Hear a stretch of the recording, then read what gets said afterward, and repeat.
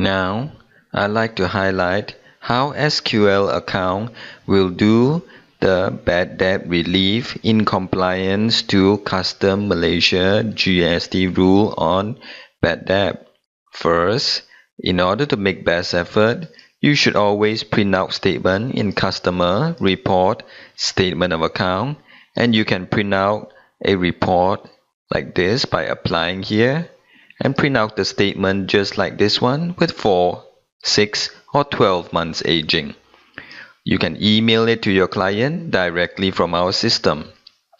Once you have done that, on month number 5 or 6 and you still have not managed to recover the debt, then you can do a customer due listing letter. Go to due document report here and make sure you group according to customer name, select the right date and apply, and you will see a listing report appears. You can of course print out a report like this, and even you can add some legal terminology inside to make the warning letter more severe. Now, the warning letter or the overdue letter will clearly say the date, the document type, the document number, the terms and the due date, and most important of all, show the number of aging days. Anything that is more than 180 days will be able to claim for bad debt relief from Custom Malaysia. If it's now more than 180 days, you can now go to GST return. To prove that this system works clearly, I will go to sales first and click on sales invoice and clearly highlight to you that there is sales invoice that is unpaid completely in April, in May, as well as in June.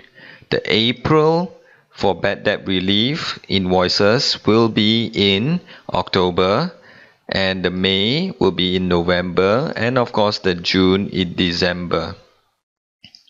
Now let's proceed to process the first cycle from April to June. As you can see here, April to June, there is no bad debt relief because it has not reached 6 months.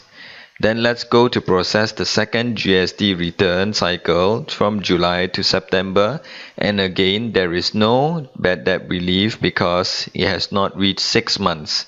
However, on the third cycle I'm processing from October to December, I will have a bad debt relief is because April, May and June invoices now will be bad debt relief because the customer have not paid me, and these tax amounts add up together that I can claim back from custom will be 1,367 ringgit and 66 cents. But if you pay attention to billing payable here, there is also bad debt relief. This bad debt relief is actually 6 months ago. These are the invoices my supplier have issued me, but I have not paid them for the past 6 months.